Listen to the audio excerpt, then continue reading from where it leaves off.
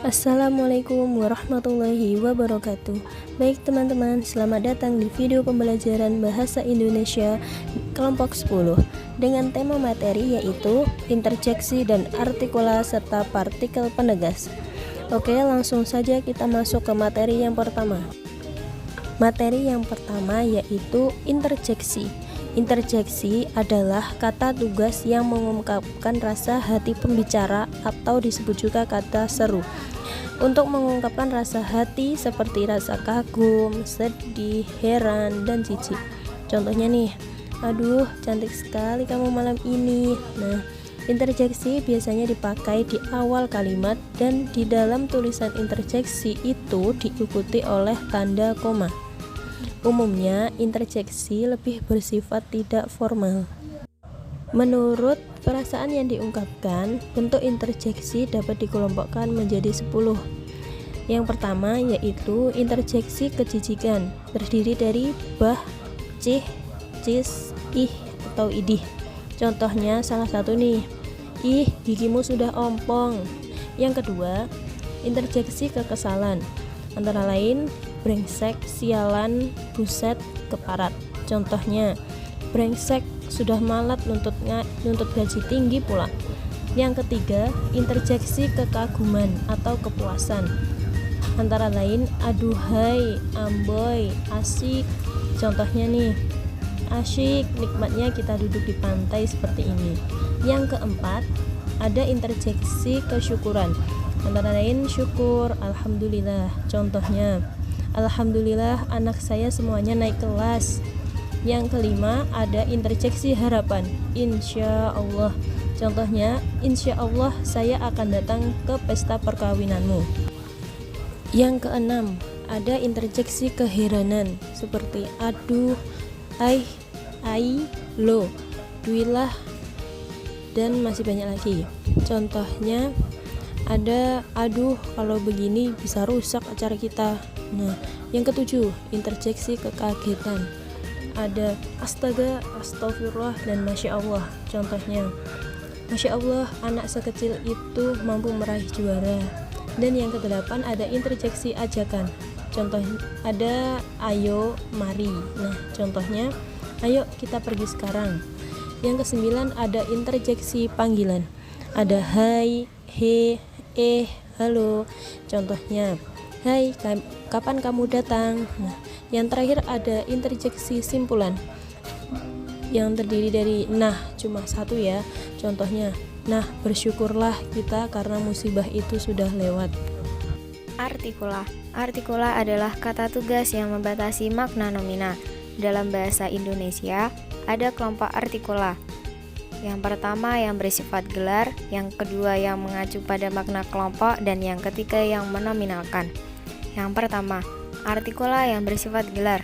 Artikula yang bersifat gelar pada umumnya bertalian dengan orang atau hal yang dianggap bermartabat. Berikut ini jenis-jenisnya. Sang, untuk manusia atau benda unik dengan maksud untuk meninggikan martabatnya. Kadang-kadang juga dipakai dalam gurauan atau sindiran. Sri, untuk manusia yang memiliki martabat tinggi dalam keagamaan atau kerajaan.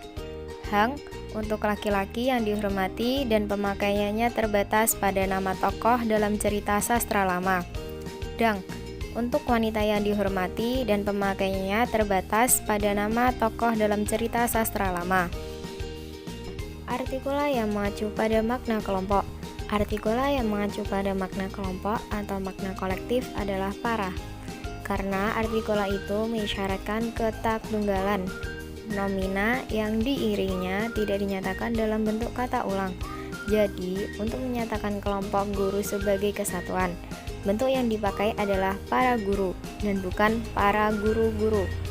Para dipakai untuk menegaskan makna kelompok bagi manusia yang memiliki kesamaan sifat tertentu, khususnya yang berkaitan dengan pekerjaan atau kedudukan. Dengan demikian, diperoleh bentuk seperti para guru, para petani, dan para ilmuwan. Akan tetapi, bentuk seperti para anak, para orang, dan para manusia tidak digunakan dalam bahasa Indonesia. Ada pula kata lain seperti kaum dan umat, yang juga menyatakan makna kelompok, tetapi kedua kata itu termasuk nomina, bukan artikula. Dengan demikian, ditemukan klausa seperti kita adalah umat atau kaum yang beragama. Yang ketiga, artikula yang menominalkan. Di samping artikula yang menyatakan gelar dan kelompok, ada pula artikula yang menominalkan. Artikulasi yang menominalkan dapat mengacu pada makna tunggal atau generik, bergantung pada konteks kalimatnya. Frasa si miskin dalam kalimat tak sampai hatiku melihat si miskin mengambil makanan dari tumpukan sampah itu, mengacu pada suatu orang yang kebetulan miskin. Akan tetapi dalam kalimat dalam masa krisis, si miskinlah yang selalu menderita. Frasa si miskin mengacu pada pengertian generik, yakni kaum miskin di dunia ini. Artikulasi dipakai untuk mengiringi nama orang, membentuk nomina dari adjektiva atau verba, dan dalam bahasa yang tidak formal digunakan untuk mengiringi pronomina dia. Berikut adalah contoh pemakaiannya. Si terdakwa tidak dapat menjawab pertanyaan hakim. Artikulasi juga dipakai untuk menunjukkan perasaan negatif pembicara mengenai orang yang dirujuknya. Apabila orang tidak suka pada seseorang, seperti pada kalimat ini, gara-gara si Sutomo. Artikulasi dimaksud untuk menunjukkan rasa tidak suka pembicara. Tentu saja, si di depan nama yang menunjukkan rasa negatif tidak dipakai jika orang yang bersangkutan hadir. Partikel penegas. Partikel adalah kata yang tidak tertakluk pada kaidah perubahan bentuk seperti nah, nun, pun, dan yang. Kata-kata yang termasuk dalam kategori partikel umumnya tidak dapat digolongkan ke dalam salah satu kategori utama, adjektiva, adverbia, nomina, atau verba. Fungsi partikel itu bermacam-macam. Pembahasan di bawah ini terbatas pada kelompok kata yang disebut partikel penegas yang berfungsi menampilkan unsur yang diiringinya. Ada 4 macam partikel penegas, yaitu kah, lah, tah, dan pun. 3 bentuk yang pertama berupa klitika, sedangkan bentuk yang keempat bukan klitika. Kah, partikel kah yang berbentuk klitika dan bersifat manasuka dapat menegaskan kalimat interrogatif. Berikut ini adalah kaidah pemakaiannya. Yang pertama, jika dipakai dalam kalimat deklaratif, kah mengubah kalimat tersebut menjadi kalimat interrogatif. Contoh, dia yang akan datang. Bandingkan, diakah yang akan datang?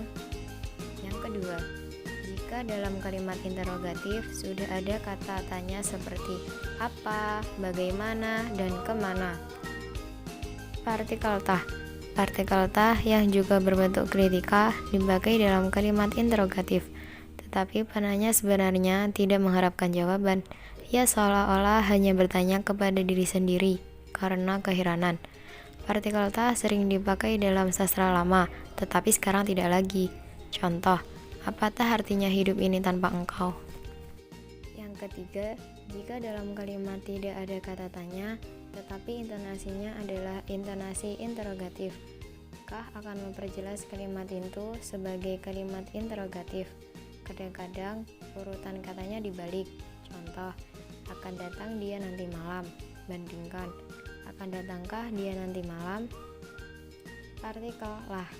Partikel lah yang juga berbentuk kritika dipakai dalam kalimat imperatif atau kalimat deklaratif. Berikut adalah kaidah pemakaiannya.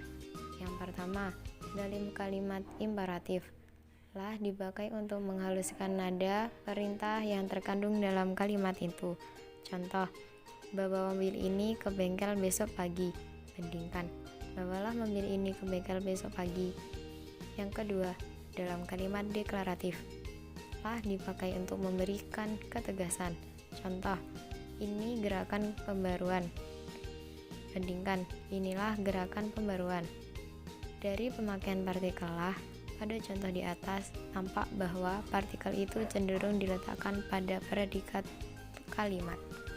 Perlu diperhatikan bahwa partikel pun pada konjungsi ditulis serangkai, walaupun, meskipun, kendatipun, biarpun.